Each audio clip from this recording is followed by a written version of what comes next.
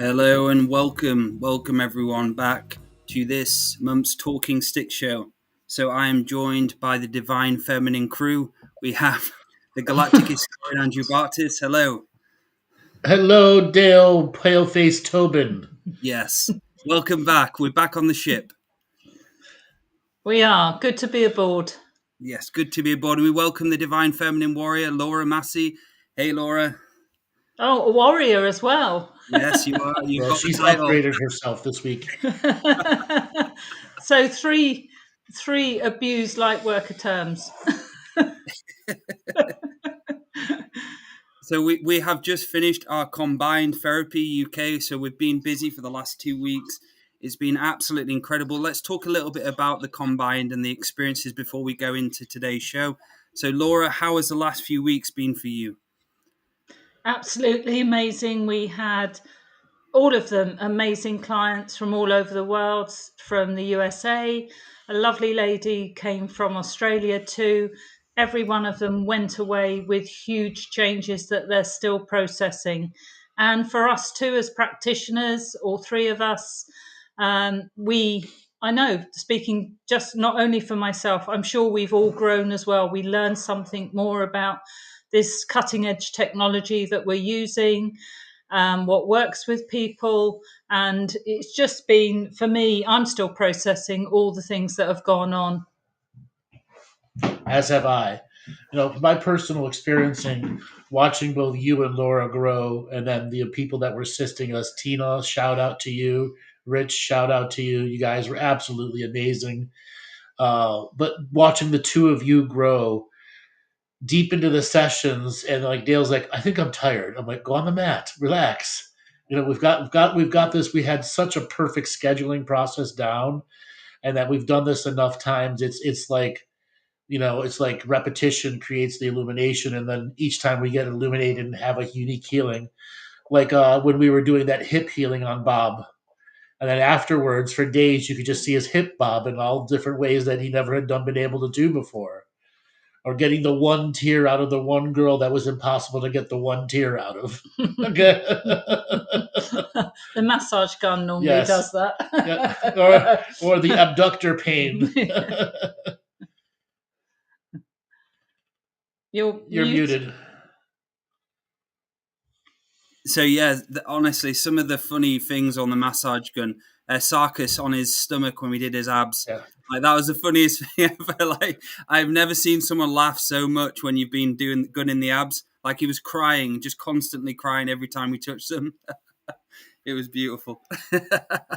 See, when you go into a deep, when you go into a deep laughter response for there, you are breaking something mega on the person's core. It's such a huge breakup because that's the only thing that'll break up that serious stick energy, or as we say, serious stump in some cases. Yes, serious tree. So, yes, the serious tree, exactly, and that's what you were working on him with. Like chipping away step by step with a small axe until it slowly comes apart. Yes. And then our dinners.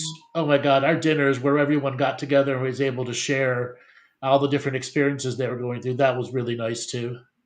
Yeah, sharing the music, the dancing in the kitchen, cooking together. Having to ban lightworker music for Dale. And he had to expand his musical horizons for healing. So I was doing I think it was on the second day I was doing some sessions, and all of a sudden I had loads of WhatsApp messages, but because I was focused on the healing, I didn't look at them. Then I looked at them like an hour and a half later, and I had about 10 messages from Andrew saying, turn that lightworker shit off. So I went in and I burst out laughing. Then I had this realization that my brain was still stuck in that kind of lightworker mode for music, really spiritual music. But working with Andrew, is I'm able to expand myself, playing trance, playing all sorts of different varieties of music. And it's completely changed everything for me. Like putting Metallica on for someone or something so different, what's needed in the moment, except just the same shit. So I got stuck in my own way, and I appreciate you for pointing that out, Grandmaster of the Audience, Andrew. Stop playing that lightworker music, and all of a sudden, look at him expand. He's growing into all the other music that's out there. And it's no doubt that the music shifts. Yes. The music shifts stuff inside of you. Like playing those whale sounds for individuals or everybody simultaneously was their own unique healing. Yeah, because we had times we had, I think, 4 people Yep. or 5 people in the one room, big room. We had all doing their different processes. Some people on the PEMF mats, some people on the table with the lucia lights and the craniosacral and the magnets. Sharing that combined experience of the well music and affecting everybody in a different way. It was beautiful and And amazing the to see.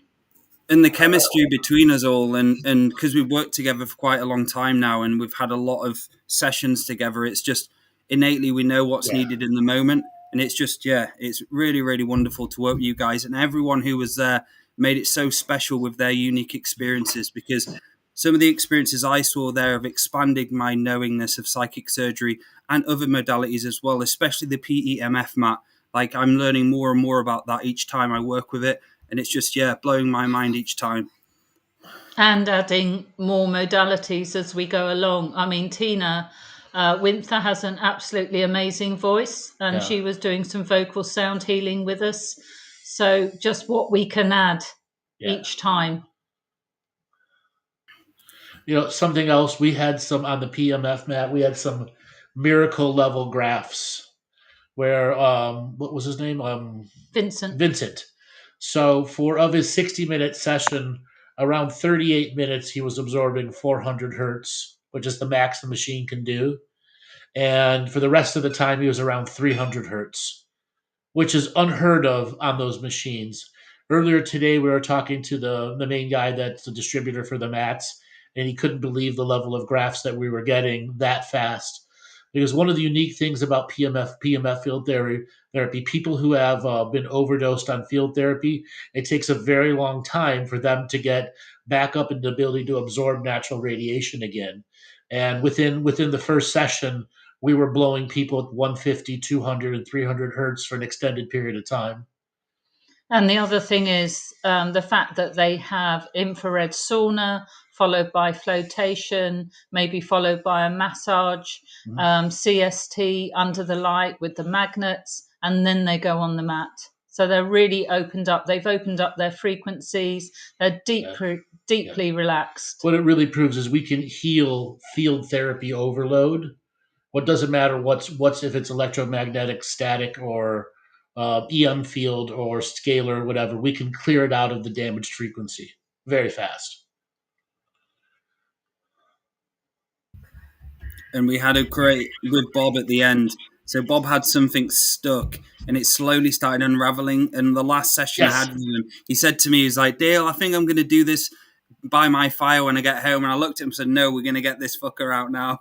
Yes. He got it out, and his body started going. Then all of a sudden, so Laura was doing cranio on Bob for a few days, and his tailbone there was something really stuck in there. And on the last day, Laura started releasing the tailbone. I started getting, and we all had part to play in it. But to see that, it was just, I was just like, yes, this shit works. This shit works. Yes. Yeah, it does. It does. When will we be coming to the United States is the question. Probably in the fall. We're planning it now. So with that, we had a really amazing time, but there was an expansion, which is what created today's title of show. What is wrong with the divine feminine? Laura, I want to start with you, the mistress of master divine feminism, who has seen it from all the different sides. And in general, without any of us attacking anybody, what's wrong with femininity today and what's right with it too? So there's nothing basically wrong with the original sentiment of the sacred feminine or the divine feminine, that nurturing, creative aspect that's in all of us, not just the females. We can all carry that. But what's happened with like so many things in the lightworker industry, it's been polarized, it's been taken over, it's been made into something extreme, which has then created something that is anti the divine masculine. And it's something that's gone too far. If you're having to put down the divine masculine counterpart in this polarity, then that's not the idea of the sacred feminine. Dale, what about for you? So I've done some shows with women who do women's circles and like feminine circles and stuff. And throughout time, I've seen it time and time again where they say it's all about the sacred feminine, but they despise men and they all have men issues. So you get a lot of people practicing sacred feminine work, and they end up hating the other male. So I've seen it bastardized. I've seen like Laura said, the light worker community overuse the word for marketing, and some of the teachers out there are even teaching true divine feminine, divine masculine work. It's just all polarized light worker garbage. Not all of it's light worker garbage, but a lot of it I've seen throughout the years and years of doing this is. So that's my take on it, really. And for me, it's along with Dale and Laura's sentiment. Having watched culture change since 2012 to 2014, there was a much higher acceptance of the divine feminine 2012 to 14, and then the bastardization that you just talked about began to take over with books by major publicators that were feminism, a political movement, semi-seeded with spiritual concepts such as yoga and mindfulness. And then from 2014 to 2017, mindfulness tried to take over the feminine community, and it made a deep impression on, we'll just say, more of the leftist politics versus the right politics, because right is generally older people, not younger people. But the older people were the hippies. So many in like 2014, 2015, if you were to look at the general audience graph and ages that were there, it was the 50, 60, and 70-year-olds who would be listening to shows like this now. And there would be virtually nothing in the 18 to 23 or 18 to 36. It was all 46 plus. That was 10 years ago. Now it's balanced, and the 60-year-olds and 65-year-olds and 70-year-olds no longer are listening because many of them have passed on or moved on to different subject matters. Now we have an equal grouping with different sense of political, spiritual views inside of them. You have the man haters because of abuse. You have the political man haters, not that they've been abused, but there's a perception of abuse. And then you have the money grubbing virtual divine feminists who will make sure that every nipple is showing in every picture and everything has a gloss over image and a perfected this or that behind them. That's not real divine femininity. That's showing off your looks. And unfortunately, the vanity of the modern times of the social media star has taken over spiritual communities. Okay? With that said, what's wrong? What's really wrong? It's the communities and the perceptions of individuals. No matter what, a traumatized person is going to act through their traumas or to act out their traumas. But if a person actively works on themselves, you don't act through your traumas. You deal with them in the moment.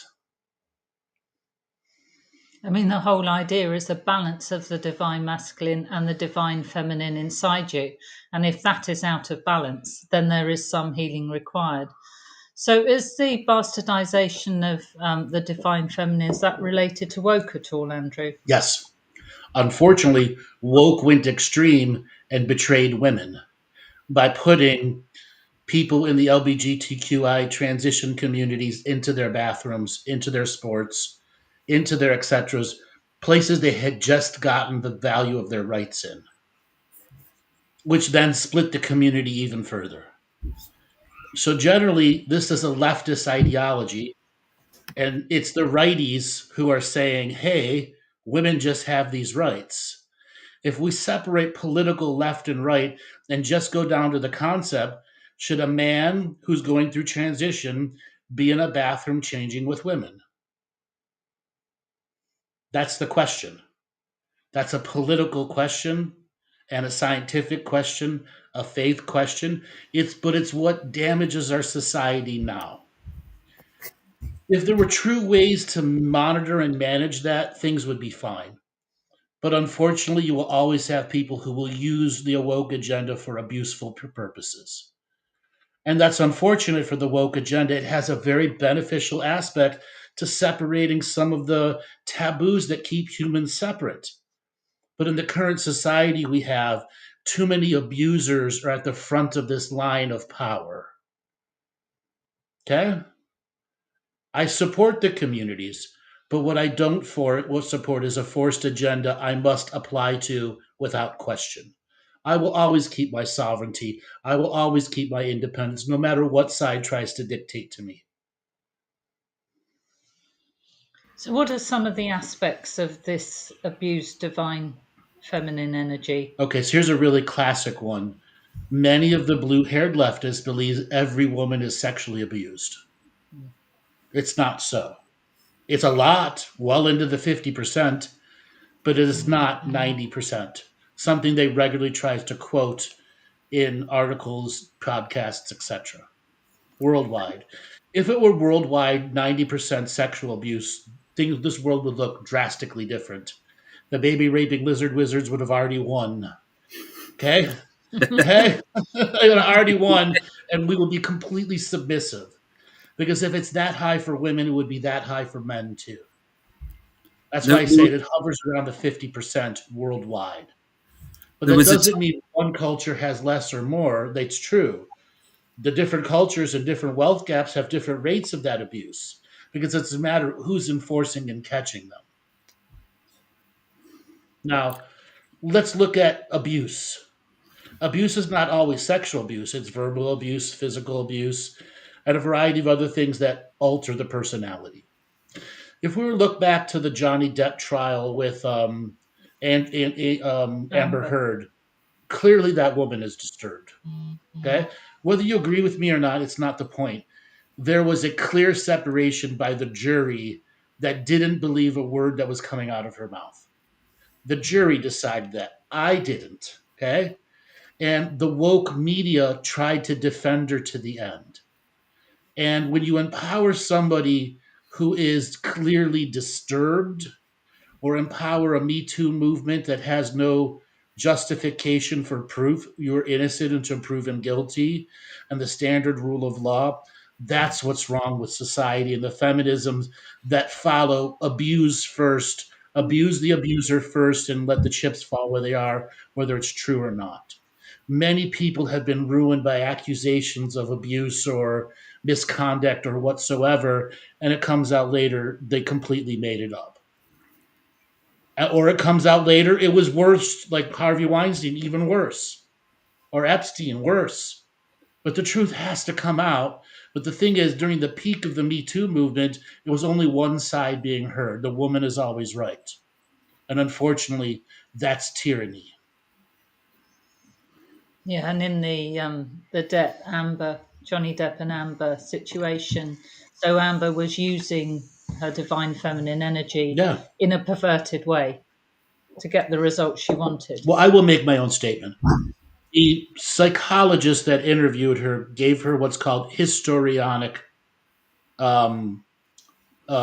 personality disorder, meaning she makes shit up and believes it as true. And she is incapable of actually knowing the difference between what she made up and what she didn't. In her mind, it is that way. And she'll pass lie detector tests with that in knowing this.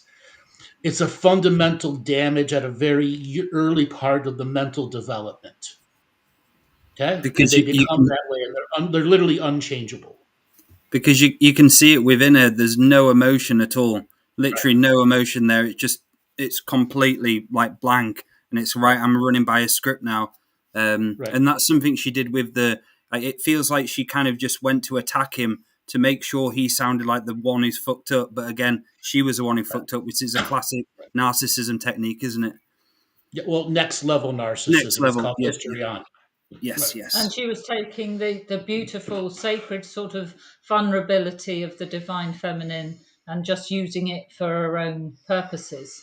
Well, there's a lot more to this. We don't want to just isolate her. We're using that because many people saw the court Yeah, case yeah, yeah. and saw her in the interviews lying, straight up lying, and then getting caught in lie after lie after lie after lie.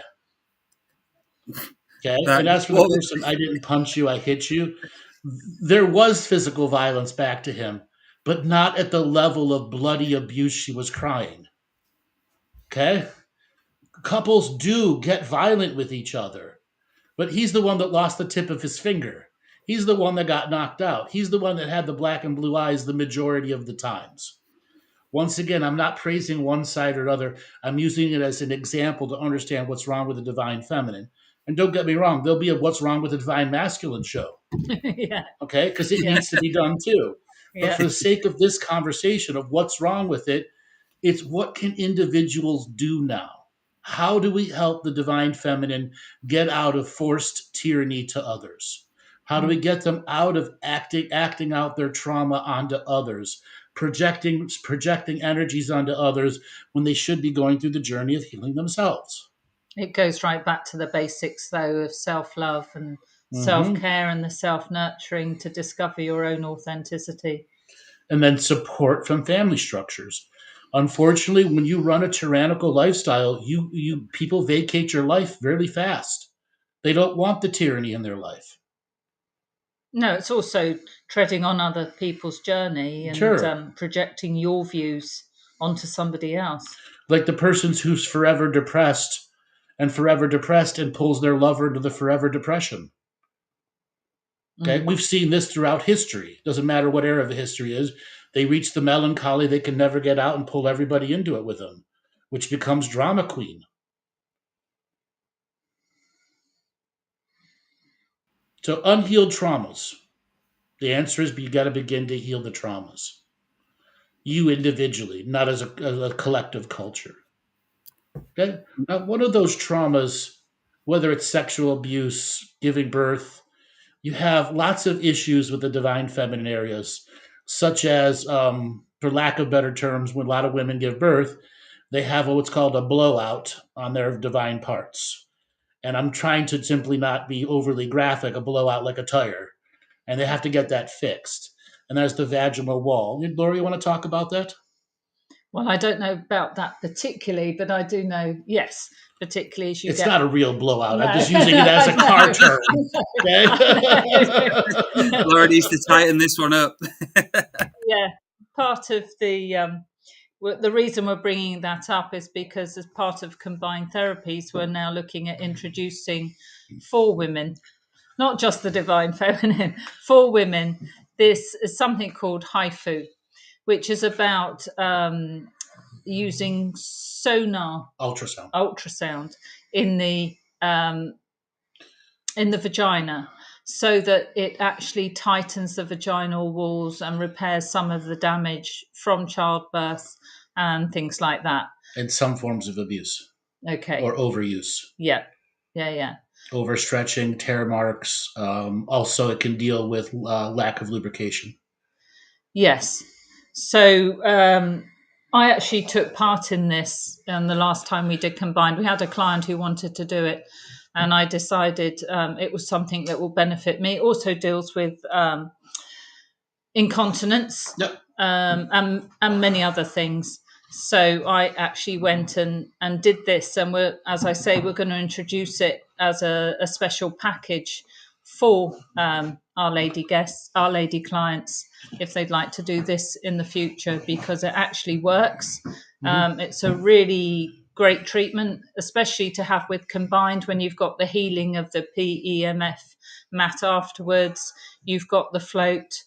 You've got the things you can do beforehand to relax you, which is part of what we do on Combine, to actually totally relax the ANS, relax your parasympathetic nervous system, so that it's a very painless procedure, and it only takes about half an hour, but the results are incredible. As I say, it's something that we're looking to include.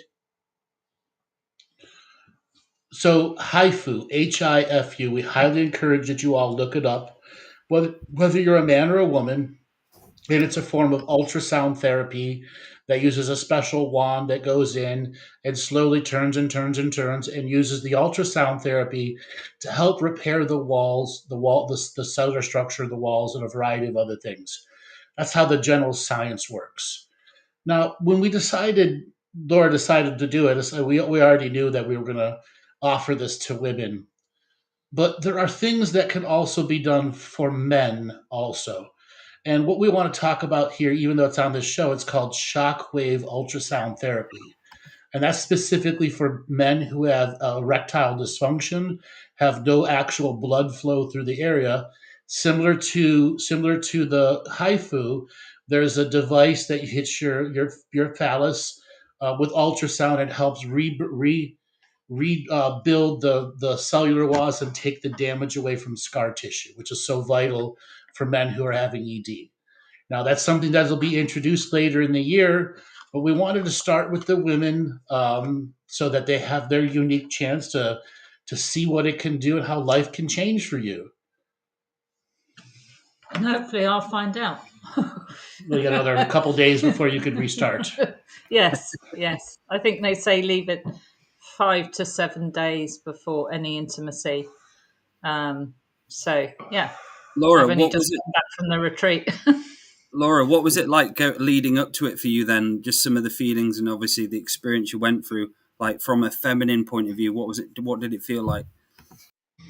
Well, obviously there are the underlying nervousness, because you're not, even though the lady talks you through it, that it's like having a smear or something else. It's a slight body invasion, you could say. But I think also it helped the fact I've been doing the mat and so on beforehand, and that certainly helped afterwards. So I say not for the pain, but just as a settling modality, using the PMF mat afterwards, and also being part of the combined therapies really helped me. But leading up to it, it was fine. And especially going in there when you speak to the lady, she's, very knowledgeable, very helpful, and you feel very relaxed. It's probably easier than having a colonic, to be fair. So I have to say this. When Laura told us she was going to do it, the amount of jokes that came, Dale and I, and Laura too. It's also known as vaginal tightening. Okay? So for women who have had some issues giving birth, sensitivity, you can get that tightness back, which is a gigantic leap in confidence, Yes. as well as the orgasmic potential that's there.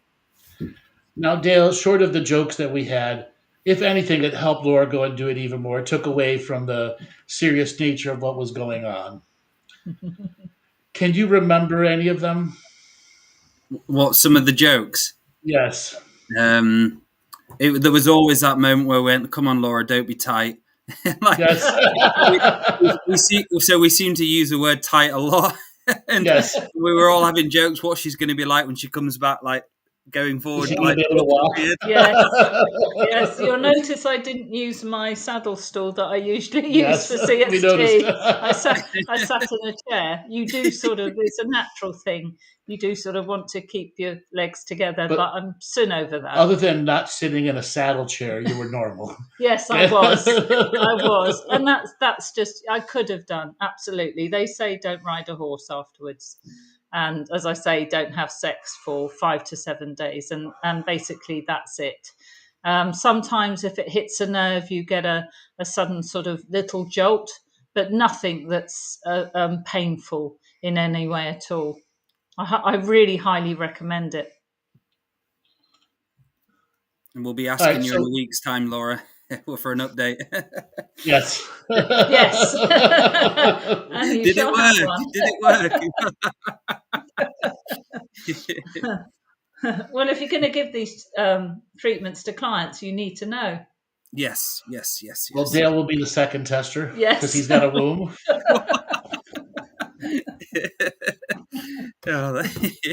We've had some really, really funny times on doing the combine. We really have. Like, having this banter has just made it so much, I'd say, easier to break up energies, and just the funness and lightness of it all. Even though it was serious, We really needed that comedy in between everything. We really did. Yeah. Yeah. Yeah. So divine feminine, guys. Divine feminine. Exactly. So people from the chat room, if you'd like to ask questions, go ahead and put them on into the chat room questions. We can answer anything you like about HIFU, ultrasound therapy, combined healing therapy, or continue our conversation of what's wrong with the divine feminine, what can we do to fix it, and what can we do to understand it better. Okay, so why are women going into these extremes of abusing the divine feminine? No, counter abusing the divine masculine. Ah, counter abusing. Yes. Okay. Projection. Okay. And if Through you notice, their own unhealed traumas. Because politics has taken over the debate structure. Politics is not emotions. Right. So here's an example. Every woman wants an emotionally balanced man. Would you agree with that? Oh, absolutely. So if an emotionally balanced man found himself in a relationship with an unbalanced woman, what do you think would happen? Yes. The first thing the emotionally balanced man would go, get yourself together. Yes. She would then project onto him, I'm fine. What's wrong with you? Yeah. He would then go, well, you're projecting on me, and I'm not going to let you do that because I'm an emotionally balanced person. Yes. I'm not going to let you abuse me. Then she goes, no, you're abusing me. And the cycle continues. So for every woman that wants an emotionally balanced man out there, that's what's going to happen if you're not balanced yourself. So it's taking on the responsibility of getting yourself emotionally balanced. Exactly. And the same thing, vice versa, for men who aren't emotionally balanced. And when you have two emotionally balanced people constantly accusing each other of the same thing they're doing, you create this polarity that's unhealable between the two of them. You just go round and round in circles. Until one gets vicious. Yeah. Okay? It's extremely destructive to a relationship. Either one or both. Okay. So let me go back to the emotionally balanced man meets a woman meets very successfully emotionally balanced man. And the first time the emotionally balanced woman does whatever, how does an emotionally balanced man react? How does an unemotionally? No. The man is emotionally balanced. Yeah. The woman may not always. Okay. But the first time the woman shows unbalanced emotions, how does the man react? By trying to find balance for the other person. What's wrong with you? Yeah. And as soon as you go, what's wrong with you? Nothing's wrong with me, which begins the cycle of pulling them into their emotions, which aren't balanced, which puts the man in the forceful situation to balance their emotions. Yeah. Okay. And then the man backs off and goes, no, you're not doing your individual part of balancing your emotions. And they pack away and pull away. How does a woman react when the man's not pulled close to them? Yeah. They get needy. Yeah. Okay. And demanding. And tantruming. Have tantrums. A variety of other things happen. Yeah. Now, for any woman that wants an emotionally balanced man, be equal to them. Okay. Again, this show is not about to beat up on the women, it's just to show the cycles and patterns. And there'll be an emotional process for what's wrong with the divine masculine too. Okay. But in this situation, let's say you have an emotionally balanced woman who has done the healing and is now looking for an emotionally balanced man in a world that's very questionable. Okay. They become picky, they become selective, and their emotional balance becomes an illusion. Because they have to walk the fine line of holding their divine feminine, holding their truth, and holding in the buildup of energies and the need to be needed and wanted and all the other things that go through a person who's an emotional person. Until they find somebody who has all the illusions of being just right or Mr. Right now, and then something happens and the abuse cycle continues. And they get more angry and more angry at the generality of men, which then drives them out of their emotional balance into political religious experiences that shit on men every day. And it's an unfortunate truth for a significant portion of the women in American society right now. So what you're saying is the woman can start off emotionally balanced, Yes. and then in having to handle, say, many relationships where The man was fully unbalanced. right, they're starting to lose their own grounding in authenticity. Yes, because You, it's you happened get too many times. you get this a lot in spiritual relationships as well. Well, if one, say, muggle goes with someone who's spiritual, it happens all the time where the spiritual one is out of balance and more out of balance than the actual other person who doesn't do any work because of spirituality. And that's a classic divine feminine person you see time and time again, where like myself and Laura, we've let the light worker run us and it's taken us down the wrong path. Mm-hmm. Yeah. So a couple weeks ago, just before Christmas, I did a consultation with a lady. Got her own spiritual business, got the stuff going for her, and she wanted me to look at her website and then give her physical advice, spiritual advice, coaching advice, like I do with people. And so she said, "Be brutal with me." Well, you guys kind of know when I do roasting, right? And I go, "Are you really sure?" Yes. And then I said, "How much did you pay for this website?" And she goes, "Well, what do you mean?" Well, brutal, your tits are hanging out in this video and your nipples are showing.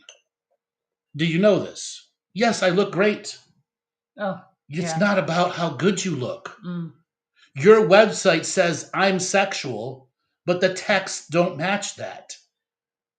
Unfortunately, she got sold her good looks versus her teachings. Okay? And they charged her $25,000 to do it because the pictures were $16,000. And the rest of the website is pure garbage. And I had to tell her that.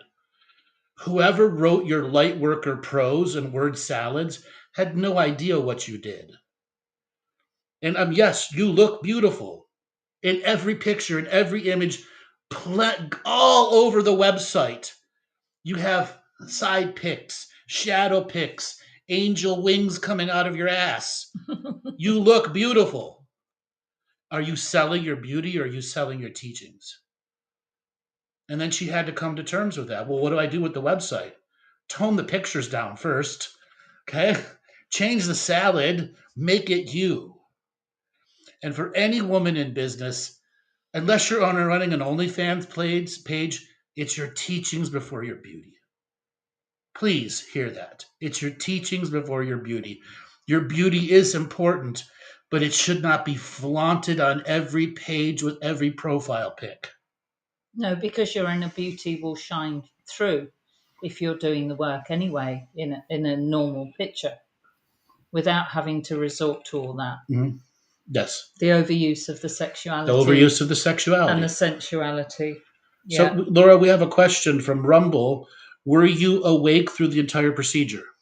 Oh, yes, absolutely. Yeah. Yes. How long did it take? About half an hour. And the lady, the practitioner, talks you through everything they're doing. So you're totally reassured every time, because the actual machine looks like an extremely large dildo is the only way to describe it. But not terribly thick. No. Just long. Just long. I think, my goodness, is that going to fit all the way up me? And of course it does. Anyways, it's got a little thing on the tip that does the ultrasound therapy part to it. Mm. Yeah. Yeah, and you feel a bit of a buzzing as well going on. But that's it. You're awake through the whole thing.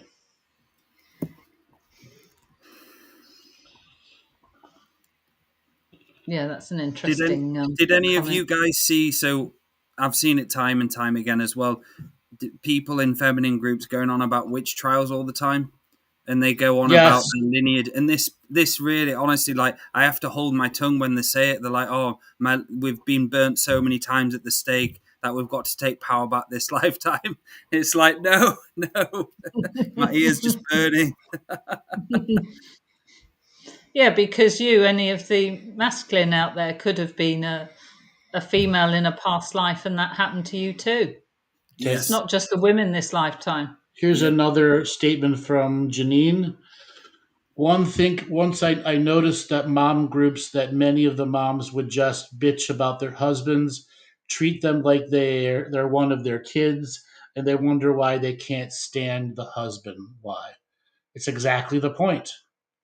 It's an emotionally unbalanced person who has no one to talk to, no one to vent to their emotions, whether they have a counselor or not.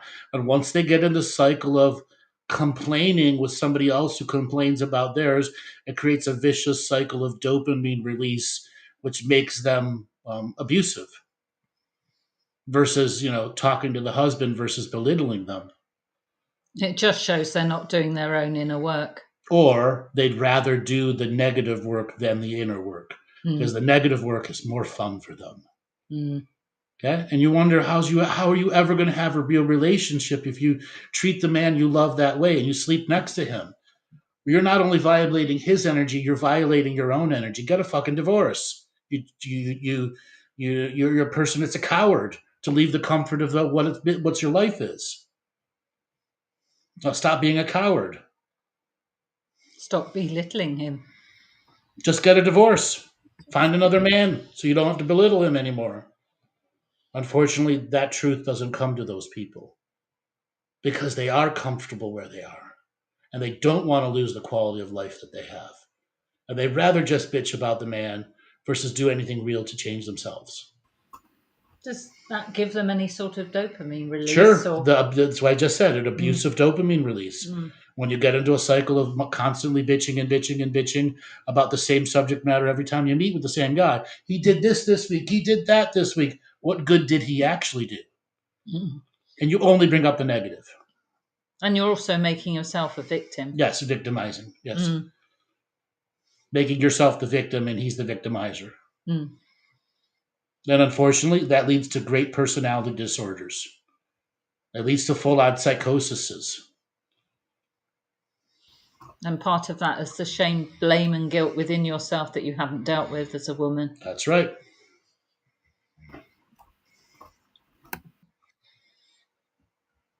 So any other questions from the chat room about, in general, the conversation topics we've been having? Go ahead and write them into the chat room.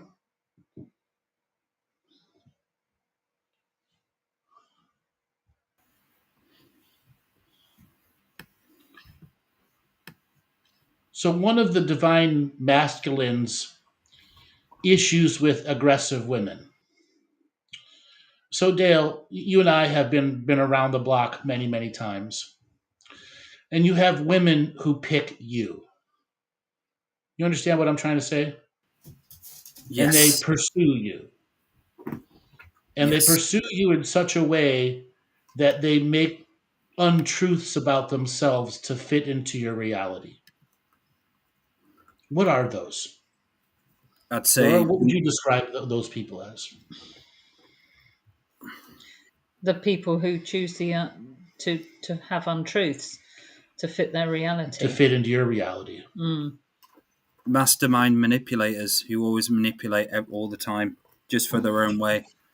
Well, they're narcissists, really, aren't they? At the end of the day, they're using narcissistic tactics of manipulation and so on.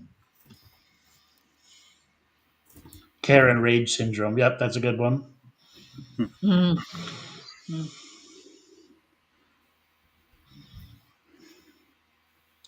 What about the pattern where women will get pregnant and keep a kid to pull a guy into a relationship and try and force the white picket fence family home sort of paradigm? That's the delusional life.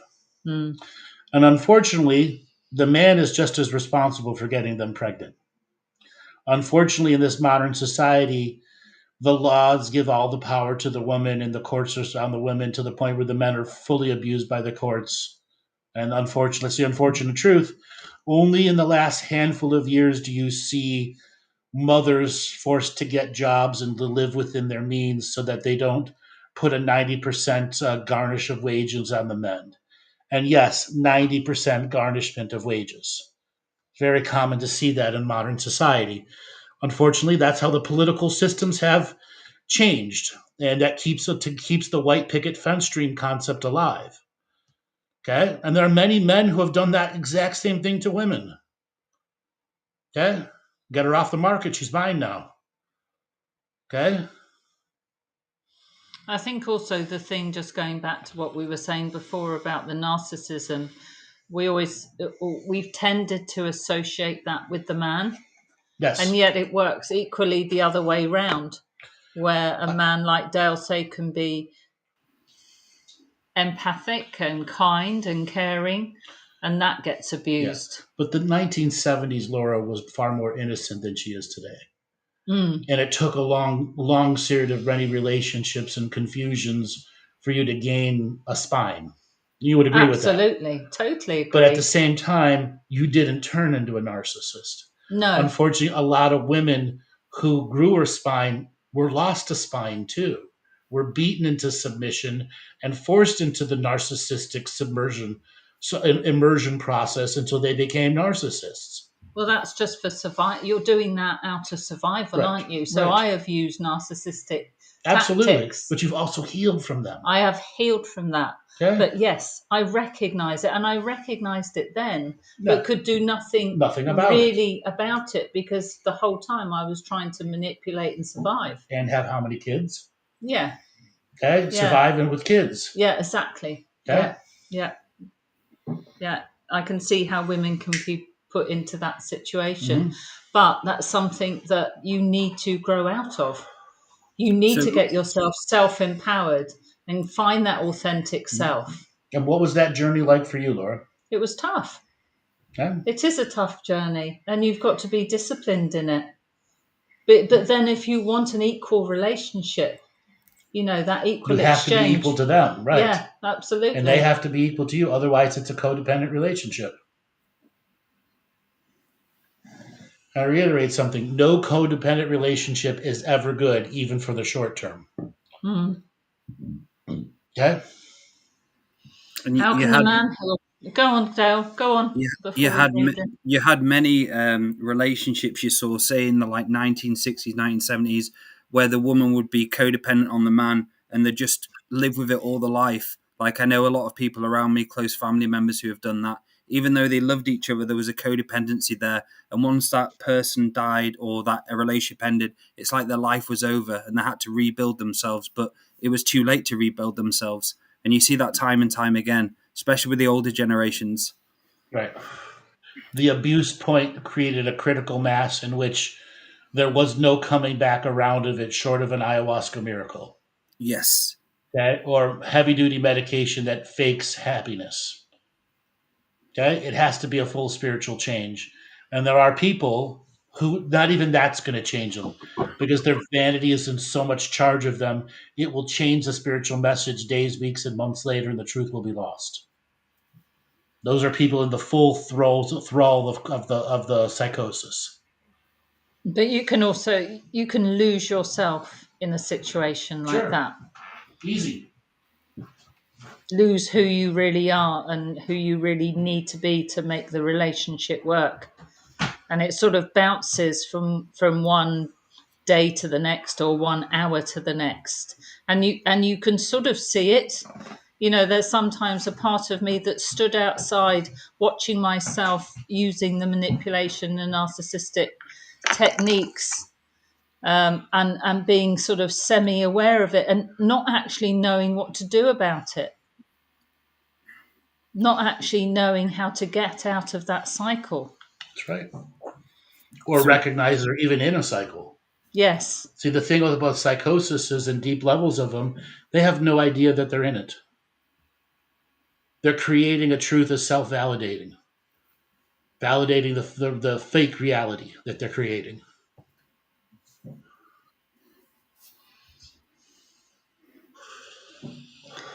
So how can the man heal from that type of entanglement, Woodland's asking, including the narcissism and co-creation of that? Ooh. Is the man's journey any different? Unfortunately, it is radically different. When a man encounters a woman who is a secret hater, it does stuff to you internally that only comes out subconsciously later. Example, you are sleeping next to a person you believe loves you, and you're intimate with them, and they sound perfect. They want it. And all of a sudden, they turn vicious, and show their true colors, and everything you believe true and right about them suddenly becomes a demonic force that you've let into yourself in all forms of trust. Yes, that happens to women, but men heal from it radically different. They heal from that completely different. And how? That first step is loving yourself different than a woman loves themselves. A woman has to go through the pampering, the creations, the visions, and the dream. A man has to go through trusting his choice, his wisdom, his inner wisdom that brought somebody into those specialty places, because you begin to lose so much of what you created with that person out of what you thought was equality. Do you have a break in faith with your own Sure, intuition? sure. And Or worse, they try to become you. They try to steal who you are by taking your job, your this, your that, the things that you've spent lifetimes creating. They take half of this and that of that, and nothing is yours anymore. Nothing. And the damaging of sexuality as well. That it Yeah. damages the men in such a way that the sexuality is so confused and it becomes traumatized, and they start just letting down and turning off as well. Yeah, it's not nice. And unfortunately, that's why BDSM is such a healing thing for many men and women. Okay? It allows the aggression of betrayal to get out of the body and recreate a more natural passion for love.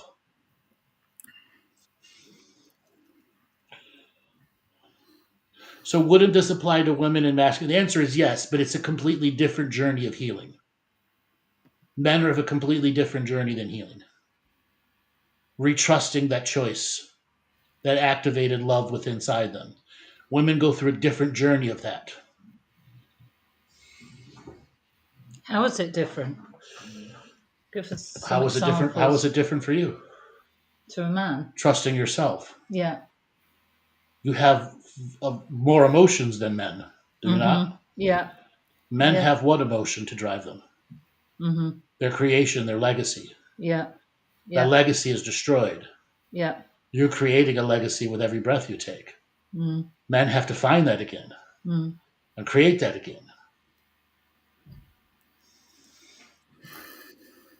The legacy for life. Yeah. Why do women have 700 more hormones in their body than men? It's what makes you women. Okay? In the Moon Lodge teachings, women go within and recall their energies every time they go through their cycle. Men don't have that. They have to go out and seek it from the land. So for women, it's an internal journey. And for men, it's an external journey. Yeah. Yeah. So Sarah says she's working through trusting her own choices right now. And it can be rough. It can be a rough journey. Working on that intuition. Working on your self-belief. But it also doesn't have to be so rough. You do choose your own difficulty level. It's how much do you put weight on yourself to force recovery versus allowing it a natural co-creative recovery that still holds yourself accountable to do something every week, but not 1,000 things a week to fix it. And that's the importance of simplifying your journey and not allowing it to be overloaded, just one step at a time. That's what I did with my healing as well. There was so much to do when I was going through my addictions and all of that stuff, but it was just one day at a time and always looking at the day instead of thinking, holy shit, I've just got so much and too much to do. And you see that time and time again where people just get overloaded with stuff and they just end up giving up. Unfortunately, when this has happened, and it happens in many relationships, it does make men finding it difficult to trust again. Sure. Because men let women in differently than women let men in differently. Two different forms of journeys. Unfortunately, it's so hard for men to see the woman's point of view and so hard for women to see the men's point of view because we are biologically different. And our biological concepts change the nature of our perceptions.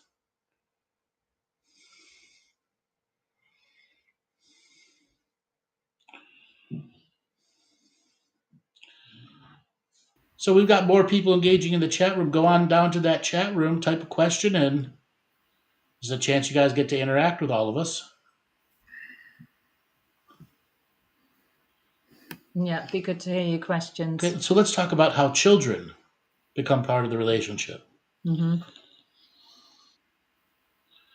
Okay, hold on. Does a man attract secret hater women depending on thoughts and subconscious beliefs?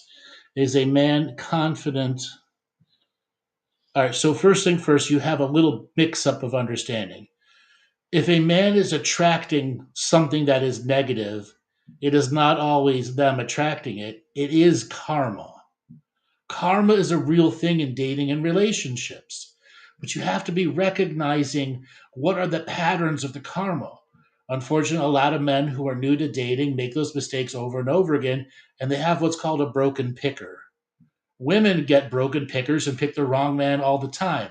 That's again a karmic thing built into the lineage. Unfortunately, lineages attract other forms of common lineages. And that's the whole point of breaking the vicious karmic cycle. Does biology hold on, somebody was asking about transgender. How does that work for transgender? Well, the rest of the universe has more sexes than you can even begin to count. I've talked about in other shows where many races have 6, 7, even 8 sexes. But a lot of them don't change from one sex to another. They can, but they choose not to because it's a journey of accepting the choice to become that fully.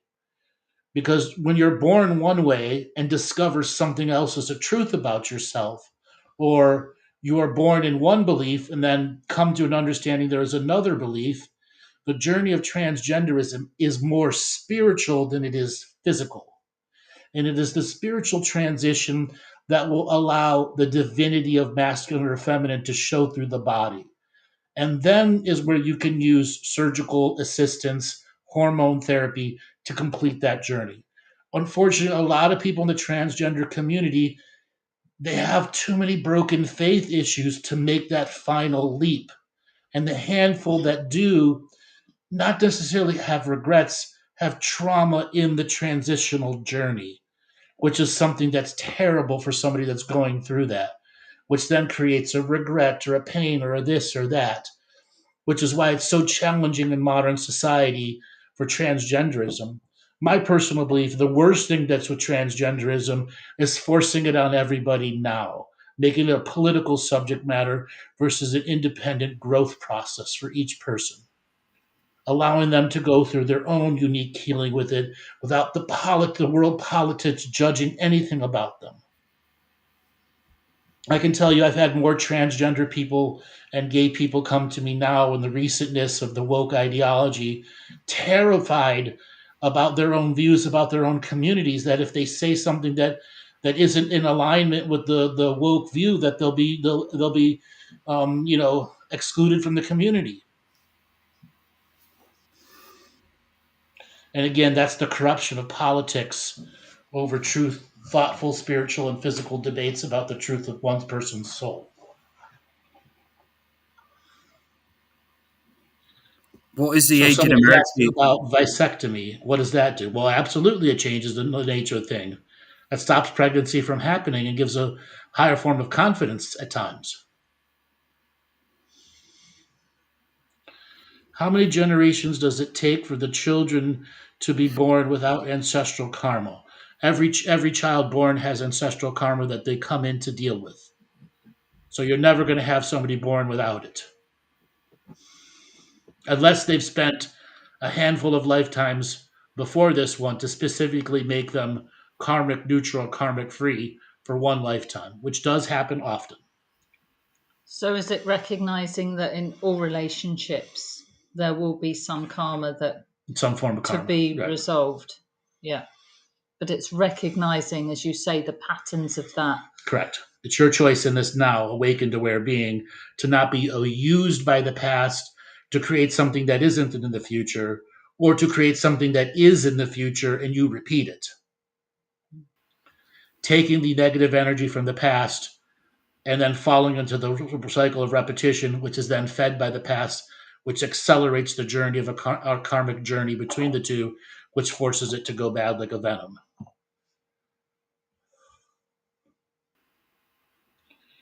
Also, if only one of the parents breaks the cycle. That's the other thing. Abuse is the two-parent process. How many children have abused and the mother never saw it? Or the mother and father never noticed that a family member did it to somebody else, or a neighbor, etc., etc.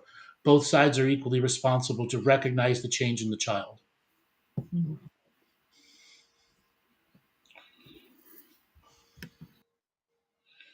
If a major cycle of abuse is finally broken, does it lessen the karmic for you? Yes, it does. But it also requires a shaman of the present within the person going through the abuse to help clear the energetic scars of the karma. That's why so many modern abuse karmas go through, because there's not enough energetic healers to help them deal with the energy scars on the person themselves. So the karma continues in a lesser form. No, it doesn't. It's recognized, but it isn't healed. Mm-hmm. Recognition is one thing, healing is another. It's what you're going to do. You've got to heal the scar now. Mm-hmm. That's not even. I would say that's not even halfway. Mm-hmm. That's 1/3. Recognition is 1/3. Mm-hmm. The other 2/3 is to remove the scar tissue, the emotional abuse, and put the person back onto the right path of growth, and them to finish their life with the right path of growth. Versus the altered negative karmic abuse growth, which leads them down a whole different journey of expression.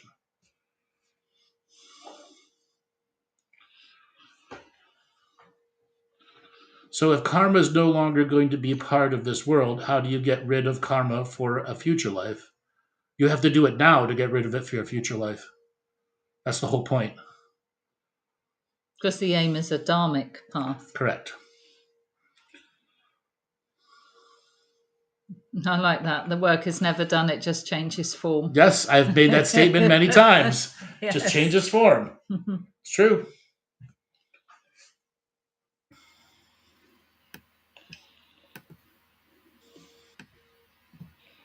How do you recognize scars?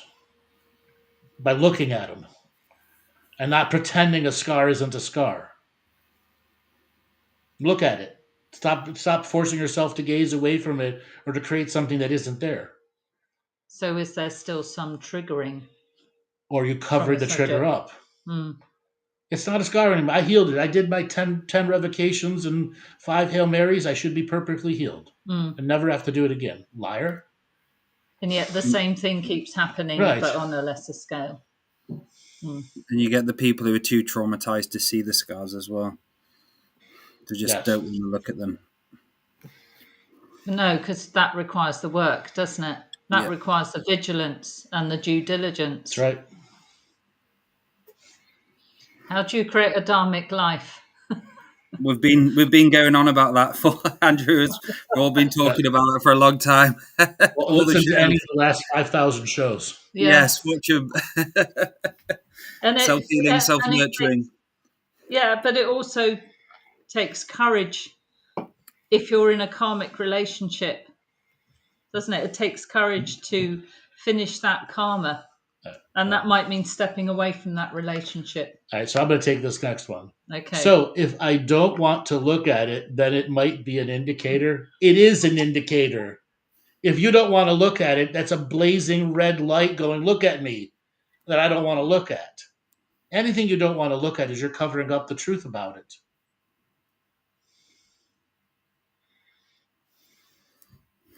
Yeah, I think one of those is looking for somebody else to complete what is lacking in you. Yes, the twin flame. Yes, my other half. The twin flame will heal everything that's ever wrong with me. No, bitch, if your twin flame ever showed up, like, what the fuck's wrong with you this lifetime? You were supposed to be fucking perfect. And I made it this lifetime perfect. What's wrong with you? Next. Because I have another twin flame. I got a backup. And it ain't you. Twin flame 4. Twin flame 4, activate. Yeah, exactly. Next. You're broken, bitch. Yes, Sarah. Oh dear, twin flame. That's another light worker. Garbage topic. Yes. So, how a woman processes sexual interaction with an imbalanced man who experienced sexual abuse from women. How is he conditioned towards women? Good question. How does a woman process sexual? First thing first, you don't process it, it's his job. You have to keep him engaged with you, not the image of the other person.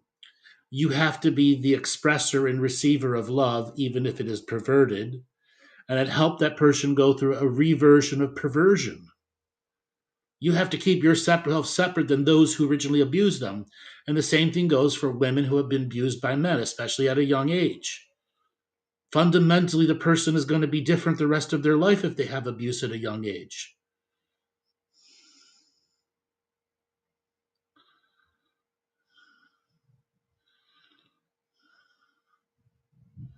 It feels like it takes so much more energy to avoid your pain than actually feel it. So, why do we as humans do that to ourselves? Because it's the easy route, where you don't actually have to spend any real energy to fix it. That's right, Eric. My twin flame hates me.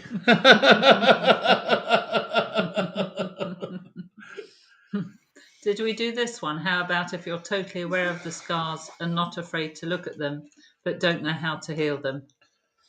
The thing is, you do know how to heal them. You're just a chicken shit. To do the work, hold the discipline, hold yourself accountable, get on a daily practice, get off of the no plan, make a plan, and all the other things I've talked about the last 10,000 shows, which can be a starting point for any way of doing the work. Start with one subject a week, one subject a month. Don't take on 50 subjects at once, thinking you can beat it all at once like a video game. Stop being arrogant to think I can never heal it.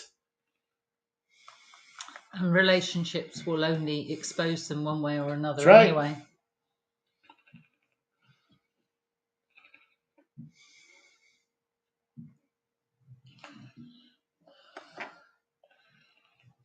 Ignore it, it'll go away. Yeah, like cancer.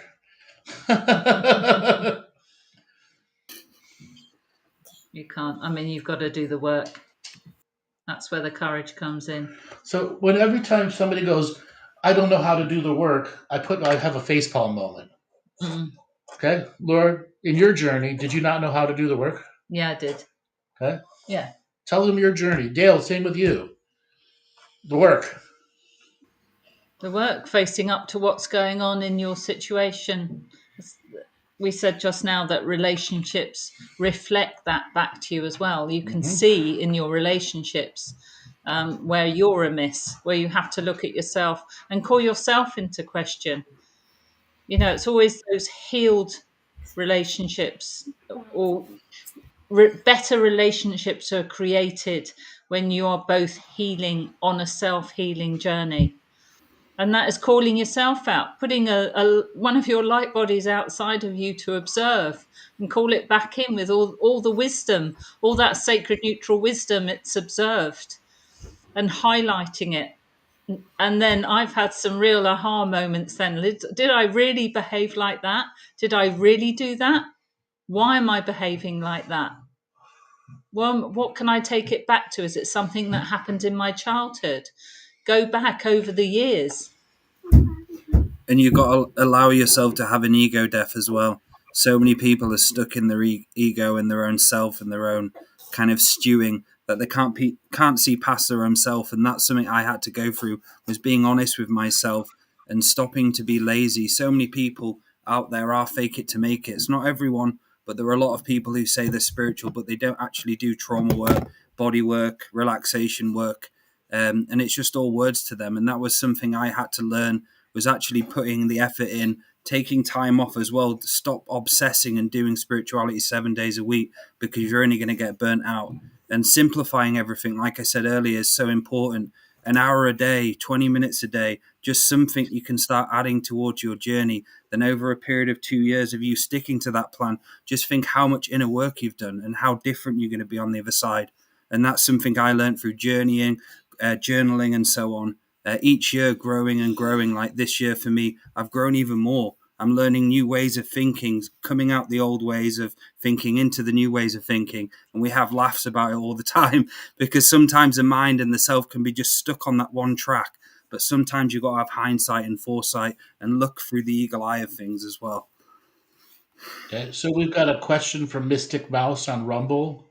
Do you have any recommendations for a long-term couple who both still have love for each other and want to restore relationship harmony? They're also expecting a baby and who are both experiencing. So, if you've already reached the point where you know the relationship is challenged, but you can't take a break because you have a baby coming, is where you have to delve into the sexuality. And unfortunately, sexuality and birthing are very important. Every doctor, every doula will tell you of even up to month 8, you should be engaging in multiple sexual experiences per day. It will make the birth more easy, the health of the baby, mother and father better. And here is where you have to have the enjoyment of sex talk. And it's not about the raw penetration, it's what completes the totality of that experience.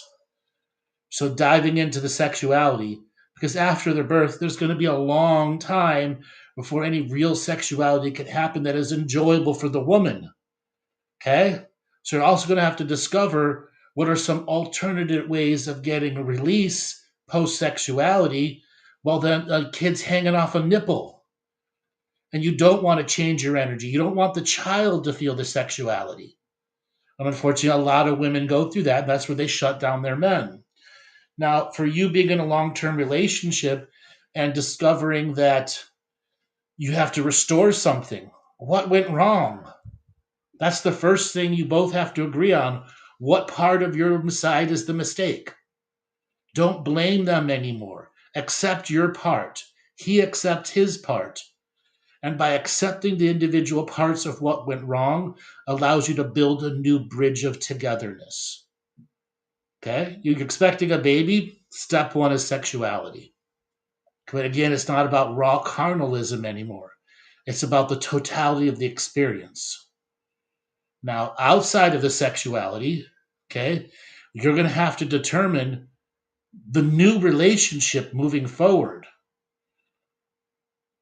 Over talking on one side or the other is terrible.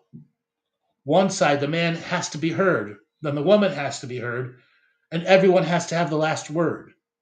If you're a type of person, or both people are a type of person that has to have the last word, no one ever has the last word.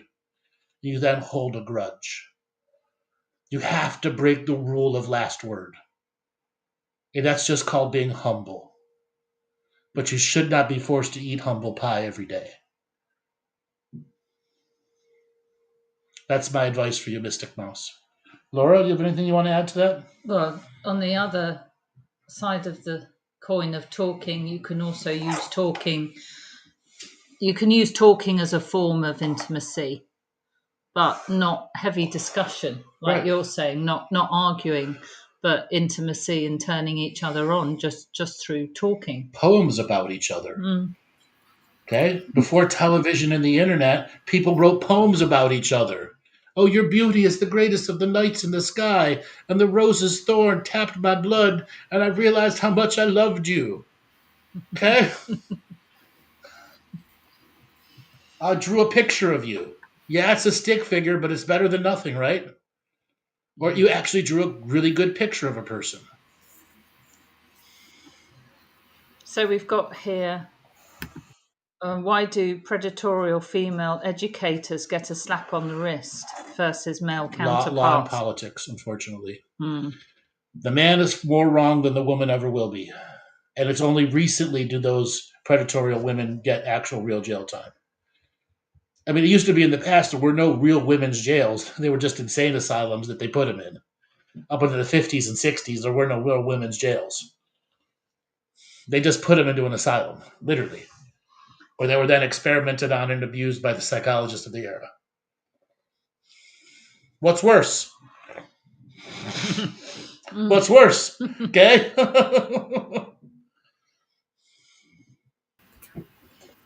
And that thing where the men are always wrong is again of that abuse of the beautiful, proper divine feminine aspect of vulnerability, where they're using it to be victims. Yes, the need to have that last word is a terrible destructive process in many families. How do you break it for yourself? Let them have it. Yeah. Without vengeance in my next word. Okay, that's being humble. Yeah. That's the truth of being humble. And one of the biggest things as well is mistakes. Knowing that you make mistakes and you're in the wrong at time, not in the wrong, but you've made a mistake. And something I learned, what grew me, was always owning up to my mistakes and saying, "Look, I made a mistake. I was wrong." So many people have a hard time just fucking doing that, just by saying I'm wrong and this. It completely changes it because you realize you've got the power. But you kind of like give it away all the time, but you actually have your power once you own for your mistakes. A lot of people don't do it. Yeah, and often the ego won't let you be that humble. Because in the other times they did, somebody abused that situation. Oh, you finally admit you made a mistake. Okay? And therefore, they're never going to admit a mistake again because you just abused that moment where the church was trying to be authentic to you. Yeah, not accepting the apology Right. gracefully. Yes, thank you. But no more word need to be said. Thank you for the apology.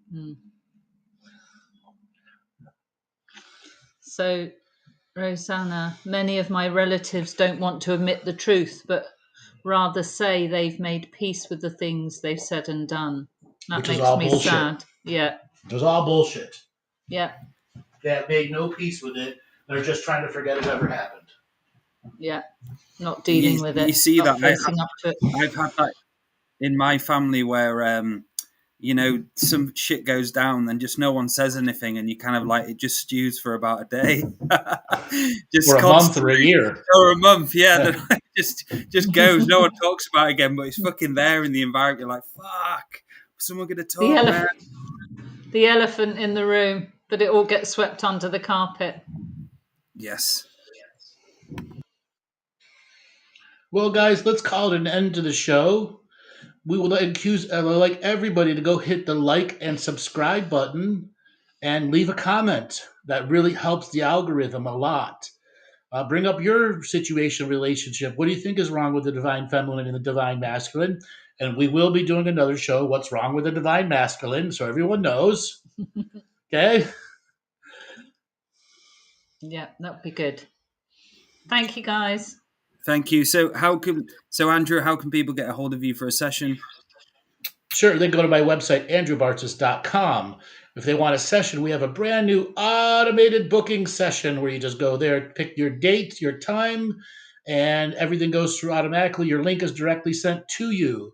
We will also be having the next mentorship process being emailed out, so please go and sign up for the email list at andrewbartzis.com. Laura, beautiful. Laura? Okay, so if you'd like to get hold of me, it's twofeathersmedicine.com. And if you go on there and you see the combined healing link, you can also find out more about what we're doing with combined healing. We'll be adding the HIFU to that possibly in April, and another set of days in April, probably in York, for the combined healing, if you're interested in that as well. Beautiful. And if you'd like any soul surgery with myself, if you feel yourself is stuck and you can't get out of your own way, head over to daletobin.com, where I'm offering soul surgery and psychic surgery. I'll be also offering a new treatment very soon, so lots of cool things to come. And thank you, everyone, for watching. Andrew and Laura, good night, good evening. Thank you. All right, everybody. We'll catch you this